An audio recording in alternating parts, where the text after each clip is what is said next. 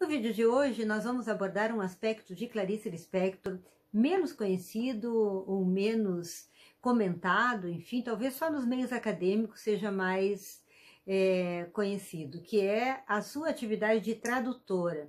Clarice Lispector trabalhava simultaneamente ao período em que escrevia para o Jornal do Brasil e que escrevia seus romances, seus contos, a ficção. Ela trabalhava como tradutora.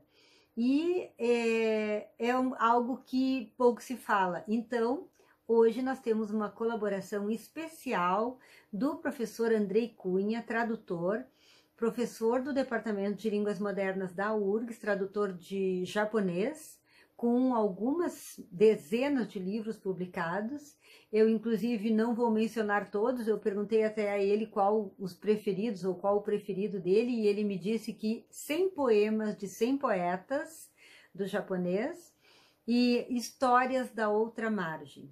Então, o professor Andrei Cunha hoje vai fazer a sua participação, a colaboração, a adesão aqui nos Drops, falando sobre o aspecto de tradutora, né, sobre o ofício de tradutora e a visão que Clarice Lispector tinha da tradução. Ouçamos agora o professor Andrei Cunha, que também é vice-presidente da Associação Brasileira de Literatura Comparada. Na URGS também é no Departamento de Literatura Comparada. Ouçamos agora, então, o que ele nos traz e, desde já, eu muito e muito agradeço essa preciosa colaboração.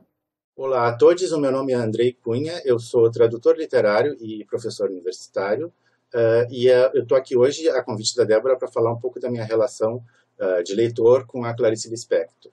O meu livro preferido da Clarice é Uma Aprendizagem, o Livro dos Prazeres, que eu li quando tinha 17, 18 anos, e para mim foi uma revelação a leitura desse livro. E eu estava planejando ler um trecho desse livro, da Aprendizagem, o Livro dos Prazeres, aqui hoje, mas como essa semana é a semana do tradutor, eu mudei de ideia e resolvi ler um texto da Clarice sobre a profissão de tradutor, um pouco como homenagem também, não apenas a Clarice no seu centenário, mas também a profissão de tradutor. É um aspecto menos conhecido da carreira da Clarice, o fato de que ela traduziu muitos textos, não apenas romances, ela traduziu romances, também traduziu desde policiais de Agatha Christie, mas ela também traduziu muitas peças teatrais. E esse texto que eu vou ler é sobre a atividade dela de tradutora, principalmente de peças de textos para teatro, e isso ela, em geral, fazia em dupla com uma outra tradutora brasileira super importante, a Tati de Moraes, que vocês vão ver um pouco da relação que ela tinha com a Clarice no texto que eu vou ler. Na verdade, a Clarice, em dupla com a Tati de Moraes, ela traduziu peças bem importantes. Ela traduziu Hedda Gabler, do Henrik Ibsen, traduziu A Gaivota, do Anton Chekhov, e traduziu Pequenas Raposas, da Lilian Hellman. São as 3 peças que ela menciona nesse texto que eu vou ler. Então, o texto da Clarice Lispector que eu vou ler hoje para vocês é Traduzir procurando não trair. Tati de Moraes e eu traduzimos uma vez uma peça da Lilian Hellman, Pequenas Raposas, para a Tônia Carreiro levar. Fizemos a tradução com o maior prazer, se bem que de início eu tivesse que ser fustigada pela Tati, que é a minha inexorável feitora em vários terrenos, de trabalho ou não. Mas vocês não imaginam o trabalho de minúcias que dá traduzir uma peça.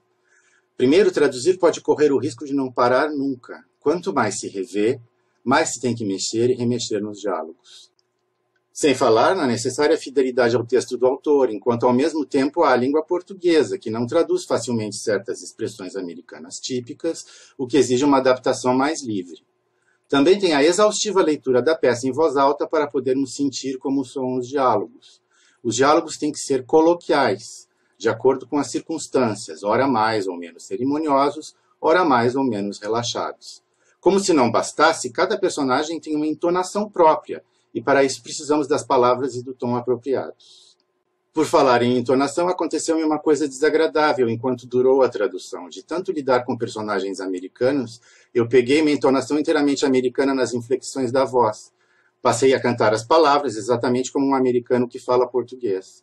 Queixei-me a Tati, pois já estava enjoada de me ouvir, e ela respondeu com a maior ironia: "Quem manda você ser uma atriz nata?" Mas eu acho mesmo que todo escritor é um ator nato. Em primeiro lugar, ele representa profundamente o papel de si mesmo.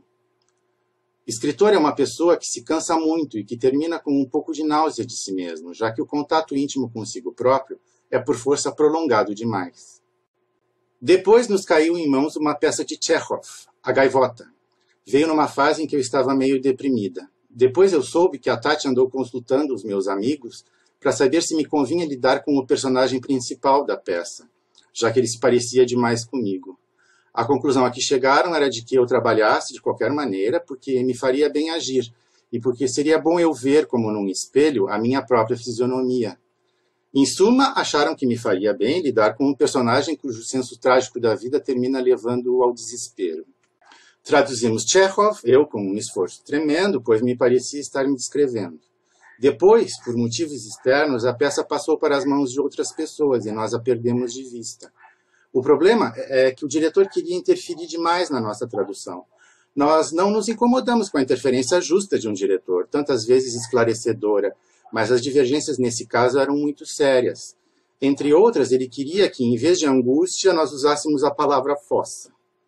Ora, eu e a Tati não concordamos. Um personagem russo, ainda mais naquela época e naquele ambiente, não falaria jamais a palavra fossa. Fossa. Falaria em angústia, em tédio destruidor. Mas, para falar a verdade, em termos atuais, ele estava na fossa mesmo.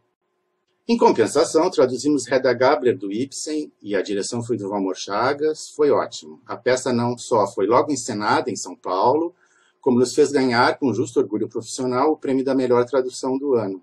Uma medalha. Eu traduzo, sim, mas eu fico cheia de medo de ler traduções que fazem de livros meus.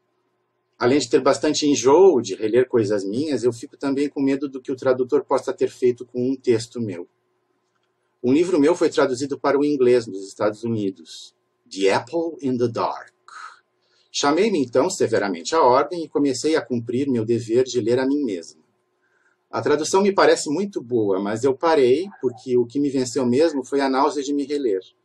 O tradutor fez um longo prefácio ao livro sobre literatura brasileira, e ele chegava à conclusão estranha de que eu era ainda mais difícil de traduzir que Guimarães Rosa, por causa de minha sintaxe. Eu já tinha esquecido o que quer dizer sintaxe. Com um pouco de vergonha, perguntei a um amigo e ele me explicou. Sintaxe é o modo como a frase se coloca dentro do período. Eu fiquei um pouco na mesma. Então, esse foi o texto Traduzir, Procurando Não Trair, de Clarice Lispector. Meu nome é Andrei Cunha. Obrigado a todos.